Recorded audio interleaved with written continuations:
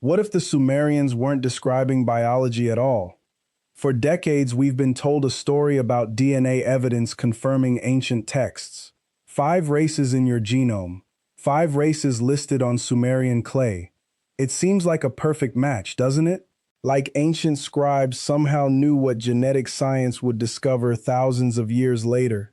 But what if this alignment is less evidence of ancient knowledge and more a case of us reading our own language into theirs? What if we're making the story fit because we want it to, not because it actually does?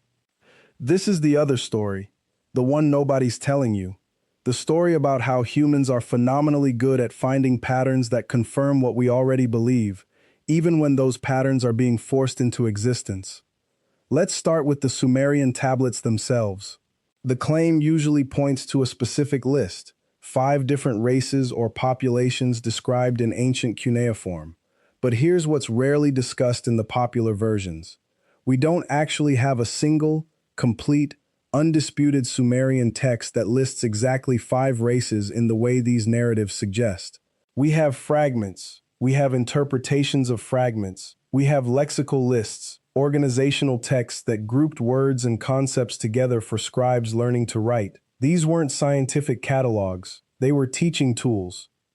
When a modern researcher picks up one of these texts, they're working from photographs, previous translations, interpretations made by other scholars sometimes decades ago, and educated guesses about which symbols mean what in a dead language that hasn't been spoken in over 2,000 years. Sumerian has no native speakers. We're reading it through the lens of Akkadian, another ancient language, sometimes through Greek or Latin translations, and always through the cognitive frameworks of the person doing the translating. You're not reading what the Sumerians wrote. You're reading someone's reconstruction of what they might have meant. Now let's talk about the genetics side.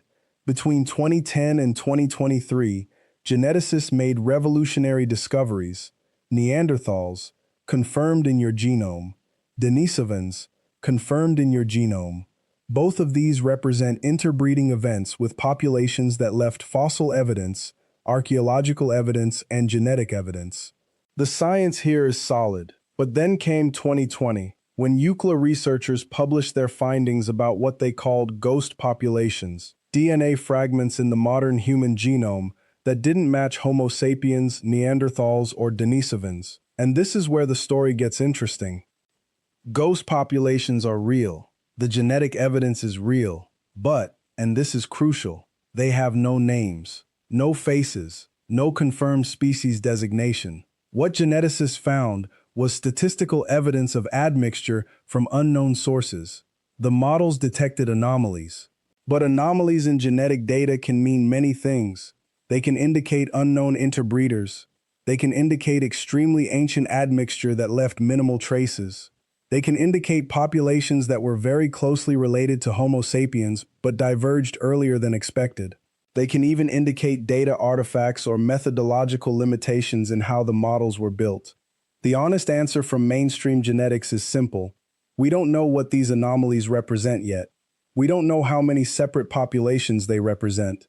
We don't have fossil evidence for any of them, and we certainly don't have a way to count them or list them the way someone would list 5 distinct races.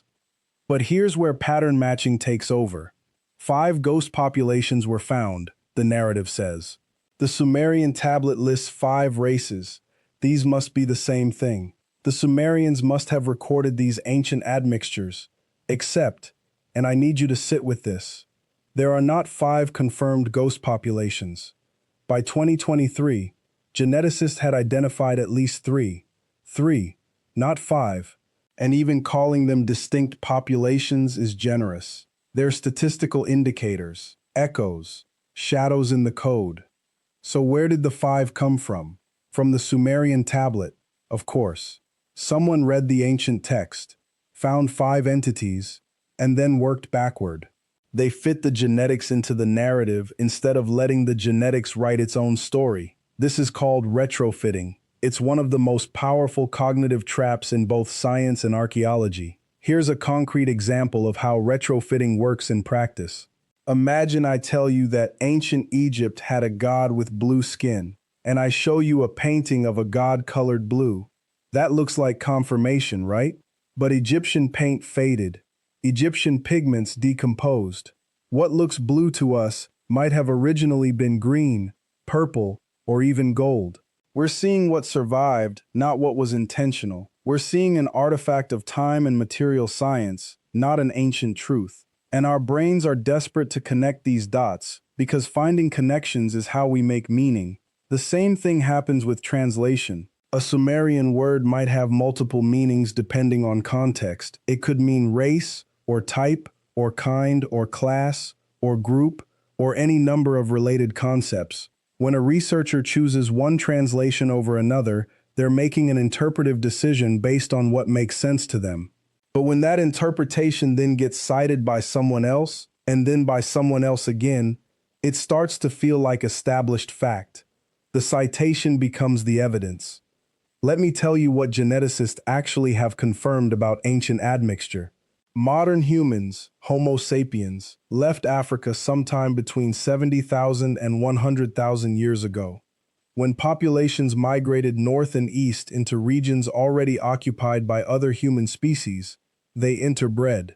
Europeans and Asians carry Neanderthal DNA because Homo sapiens encountered Neanderthals and had children with them. Southeast Asians and Oceanians carry Denisovan DNA for similar reasons. These admixture events happened, and the evidence is undeniable. But there's something the retrofitting narrative doesn't emphasize. These admixture events left extremely strong genetic signals. We can point to them. We can date them. We can identify which parts of which genes came from which source. If the Sumerians had really been describing multiple ancient human populations that interbred with modern humans, we would expect to see those genetic signals clearly. We would see them the way we see Neanderthal and Denisovan signals. Clear, mappable, undeniable. What geneticists actually found instead were statistical anomalies, edges, unclear patterns that could represent many different things. And when you're trying to interpret unclear data, it's very easy to see what you're hoping to see. If you walk into the lab expecting to find evidence of 5 ancient races because you read about them on a Sumerian tablet, you're going to interpret your findings through that lens. You're going to organize your data, your graphs, your language in ways that point toward 5. You're going to publish papers that emphasize the anomalies that fit the narrative while being more cautious about the anomalies that don't. This brings us to something important about how science actually works. Science is not objective truth handed down from on high. Science is a human process conducted by humans who have beliefs, biases, and careers. A geneticist who publishes a paper saying, "We found statistical anomalies that might or might not represent unknown populations, and we honestly have no idea what they are," is less likely to get citations than a geneticist who says, "We found evidence of 3 distinct ghost populations, confirming ancient sources." The first is honest, the second is publishable. And here's the thing about the Sumerian angle. It sells. It gets clicks. It gets people excited. It bridges ancient wisdom and modern science in a way that feels profound. There's a reason this narrative has spread so far. It speaks to something deep in how we want to understand ourselves and our history. We want to believe that the ancients knew things. We want to believe that there's hidden knowledge encoded in old texts that modern science is just now beginning to decode. But wanting something to be true is exactly when we need to be most skeptical. This is the moment to step back, to read the actual source materials, to understand what's being claimed versus what's actually supported by evidence. So what does the evidence actually say? The actual genetic evidence says that modern humans interbred with at least 2 confirmed populations, Neanderthals and Denisovans. The genetic evidence indicates there may be other older admixture events that left fainter traces. The genetic evidence shows that these admixture events shaped our immune systems, our ability to metabolize different foods, our capacity to live in different climates. A Denisovan gene helps Tibetans survive at extreme altitudes. Neanderthal genes affect how our bodies handle inflammation and fight infection. These genetic contributions are real and significant. What the genetic evidence does not say is that we should retroactively assign these ancient populations names from tablets we can't fully translate, written in a language nobody speaks anymore. That's not science. That's confirmation bias, dressed up in a lab coat. Now, if you want to go much deeper into the actual research on ancient admixture and what geneticists have really found versus what gets claimed in popular sources, I've put together a comprehensive resource that breaks down the actual papers, explains the methodology, and shows you exactly where the narrative diverges from the evidence. You'll find it in the description and pinned in the comments. It's thorough and designed to help you cut through the clickbait. There's also something worth considering about why this particular narrative has gained so much traction. We're living in an era where institutional trust in science is declining. People feel like scientists are telling them things that don't make intuitive sense, that there's a hidden establishment controlling what gets published, that the real truth is being suppressed. And into this space of doubt and mistrust, a story slides in beautifully. Ancient people knew. Ancient wisdom recorded knowledge that modern science is only now confirming. Your DNA carries secrets written in a code that a civilization that fell 5,000 years ago somehow understood.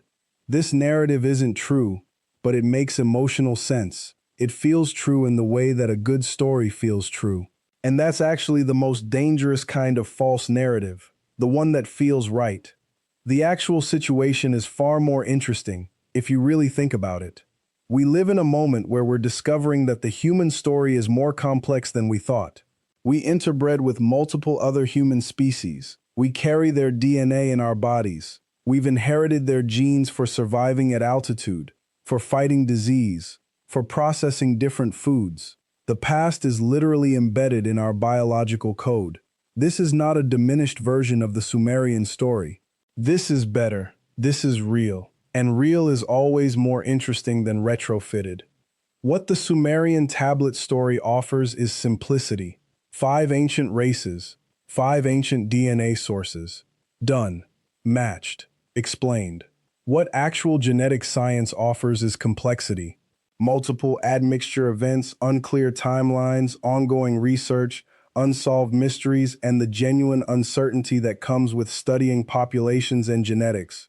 Complexity is harder to sell. It doesn't fit on a thumbnail, but it's the truth of what we know. Here's what I want you to take away from this. When you encounter a claim that bridges ancient texts and modern science, especially in a way that feels too perfectly aligned, apply this test. Can I read the original source myself? Can I understand the methodology?